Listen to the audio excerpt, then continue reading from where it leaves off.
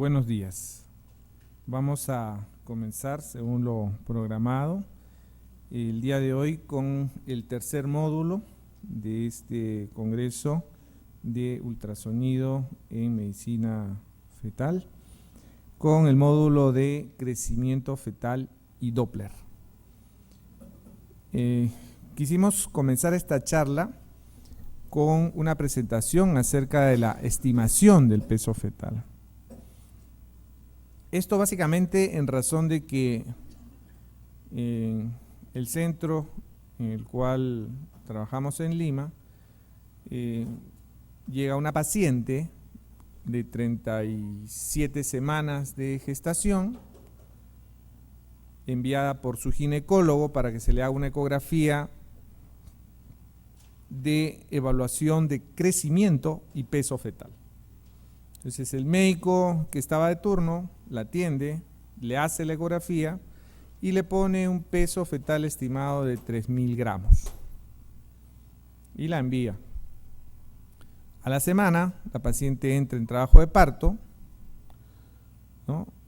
Su médico la evalúa y le da chance de parto vaginal. Después de 2 horas de chance de parto, el médico la reevalúa, ve que no hay descenso de la cabeza y le termina haciendo una cesárea. ¿Cuánto creen que pesó el recién nacido? 4 kilos pesó. Entonces, como era una cesárea por EPS, es decir, por seguro, entonces la paciente resulta que en su contrato de seguro no le cubría la cesárea, solo le cubría el parto vaginal. Y la paciente no encontró mejor solución que decir negligencia médica. Entonces nos llama y nos dice que nos va a hacer una demanda por negligencia. Entonces nosotros le explicamos que no ha habido ninguna negligencia porque al final su bebé nació bien, con buen Apgar. No es que la negligencia ha sido un cálculo inadecuado del peso. Le digo, pero eso no es negligencia, le digo, ¿no? Entonces, tuvimos en algunos dimes y diretes legales y la paciente hizo una demanda en su salud. Ustedes saben que su salud es ahora como la Inquisición, ¿no? Cazando médicos y profesionales de la salud.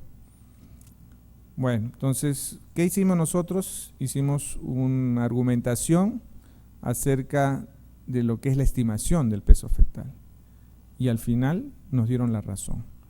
Entonces, la idea no es disculpar a los colegas porque tienen errores tan grandes del peso. La idea es entender que la ecografía no es una balanza, ¿entendido? Y tenemos que tener mucho cuidado cuando queremos tomar decisiones basadas únicamente en la ecografía. Tenemos que utilizar toda la clínica y ver si la ecografía nos ayuda o no. Entonces el colega que la atendió hizo muy bien, no le importó el peso de la ecografía, lo que él le importó fue la evolución clínica. No había descenso de la cabeza, detención del descenso, y diagnosticó un ICP y lo operó. Podría haber pesado 3.800 de repente y también hacer un ICP, ¿entendido? Entonces, vamos a ver. Entonces, la estimación precisa del peso fetal por ultrasonido es una información importante, eso sí, ¿ya? Tampoco vamos a minimizar este detalle, es importante. ¿Para qué? Para el manejo y la toma de decisiones perinatales y obstétricas. Entonces, hay quienes en sus guías ponen, por ejemplo, si tienen un ponderado fetal mayor de 4,5 kilos por ecografía, contraindicado el parto vaginal, ¿cierto? Entonces, eso es un manejo obstétrico, una toma de decisiones. La evaluación del peso o la estimación del peso por ecografía se realiza desde los años 70. Desde que se empezó a hacer ecografía obstétrica, la gente se interesó en saber, oye, ¿y ese bebito cuánto va a pesar? Y se usan diferentes ecuaciones, que algunos le llaman también fórmulas. Y estas ecuaciones, como vamos a ver, combinan diferentes parámetros biométricos. Y la exactitud en la estimación del peso fetal varía considerablemente entre las diferentes fórmulas. Y acá yo les voy a pedir disculpas porque la presentación que yo había originalmente preparado se me ha extraviado.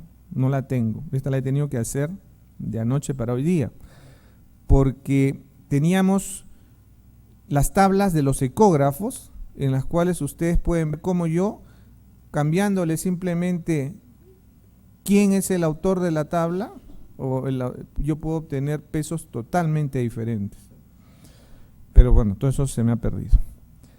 Y de la exactitud que yo obtenga del peso fetal, va a depender mucho catalogar a los fetos como restricción de crecimiento, normales o macrosómicos. Entonces, les quiero hacer una pregunta.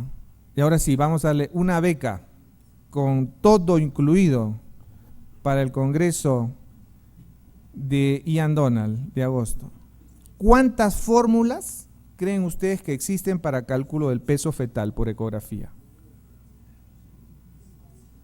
¿Nadie quiere ir becado? Miren que como $800 cuesta el crucero. 6 fórmulas. Muy bien, doctor. ¿Alguien da más? ¿Menos? Total, ¿qué les cuesta? ¿Van a perder algo? No les he dicho que si no aciertan les voy a quitar $800. 15 fórmulas. A ver, ¿quién dijo 15? Muy bien. ¿Quién da más? ¿Quién da menos?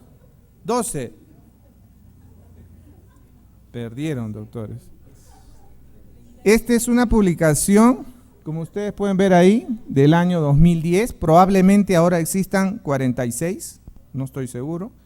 Pero ahí este autor, Markus Hoffmann, del grupo del doctor Kagan de Alemania, revisó 36 fórmulas diferentes para estimación del peso fetal.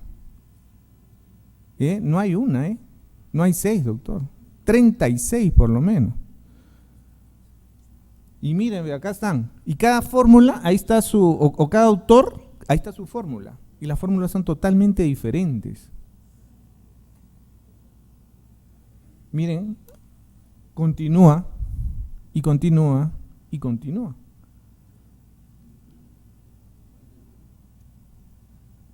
En el Perú no hay nadie que yo pueda decir ha desarrollado una fórmula. Lo que hacemos en el Perú es, utilizamos generalmente la fórmula de Hadlock. Pero si vemos Hadlock hay Hadlock 1, Hadlock 2, Hadlock 3, Hadlock 4, hasta Hadlock 6. Entonces, ¿qué notan ustedes de diferencia o semejanzas entre cada una de estas fórmulas? Entonces, retrocedo, avanzo. Retrocedo, avanzo. ¿Qué notan ustedes en esas diferentes fórmulas?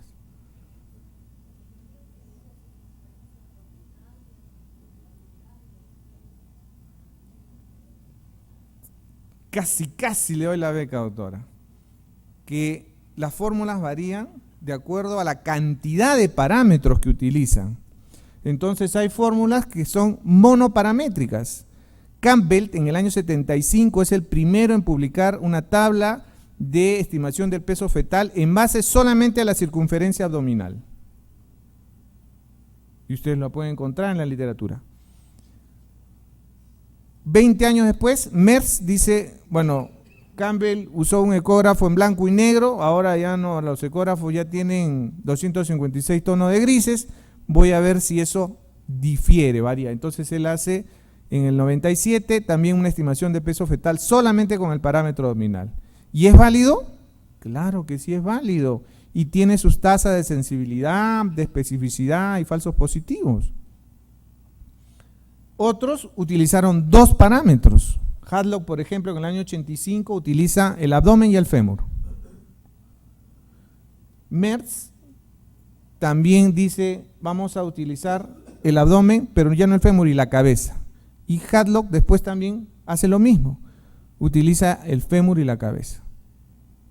la cabeza y el abdomen. Entonces, Hadlock tiene dos tablas diferentes con dos parámetros. Uno es con cabeza y fémur y otro es con con cabeza y abdomen. Abdomen y fémur es uno y abdomen y cabeza es el otro. ¿Y por qué creen que utiliza estos parámetros así diferentes? ¿Hay razas que difiere el largo del fémur, las asiáticas? No.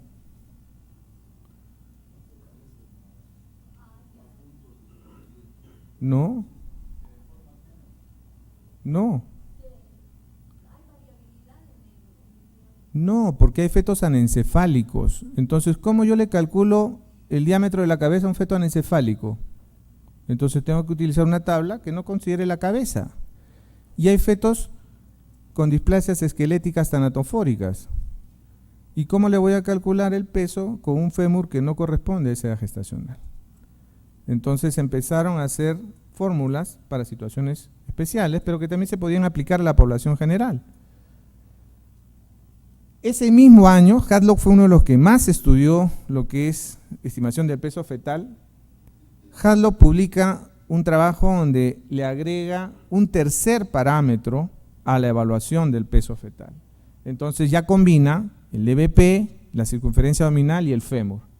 Y después dice, el DBP es muy variable, hay cabezas que son dolicocéfalas, ¿no? Entonces mejor voy a usar la circunferencia cefálica. Y hace otra tabla, otra fórmula, para calcular el peso del feto sin el DBP, sino solamente con la circunferencia cefálica, abdominal y el fémur. Pero no contento con eso, dice, vamos a ver si agregarle el fémur tiene un valor agregado.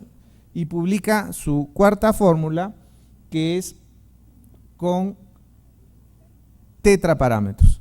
DBP, CC, CA y LF, que es una de las que más utilizamos en nuestro medio. La mayoría de ecógrafos están seteados para calcular el peso en base a estos cuatro parámetros.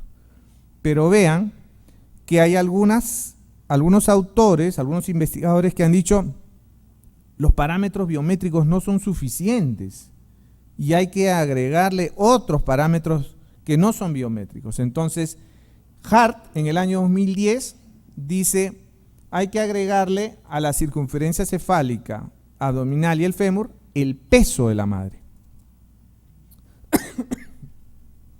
Y él dice que su fórmula es más precisa para estimar pesos fetales en fetos macrosómicos. Y él dice, deberían usar mi fórmula solamente si ustedes a la hora de hacer la ecografía, el abdomen de su feto mide más de 351 milímetros.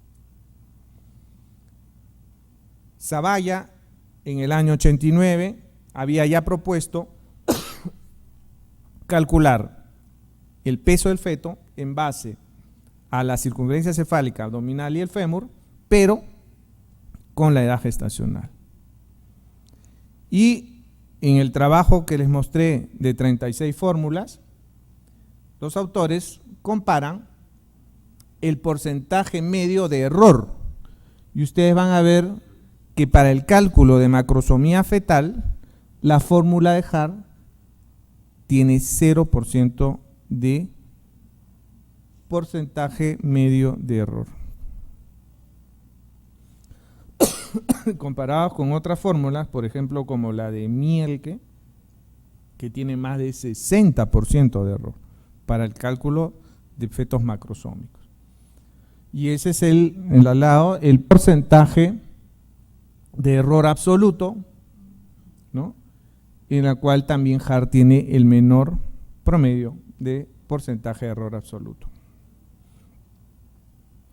Y esto es para que entendamos de repente en forma más fácil para nosotros que si yo aplico una fórmula de Hart, mi tasa de detección de macrosómicos por encima de 4 kilos va a ser de 100%, con una tasa de falsos positivos de solamente 17%. ¿No? Vean que las diferentes fórmulas tienen diferentes tasas de detección para fetos macrosómicos, ¿no? Después de la fórmula de Hart, la otra que se acerca el 80% es la de Hadlock 1. Perdón, la de Hadlock, sí, Hadlock, ¿no? O Birchhoff, la de Birchhoff, que llega a 80.6% con una tasa de falsos positivos desafortunadamente muy alta, de 57%. Entonces, a la doctora Dudley del Reino Unido se le ocurrió hacer una revisión sistemática, ¿no?, de la estimación de peso fetal por ultrasonido. La publicó el año 2005. ¿Y qué encuentra ella? Que todas las fórmulas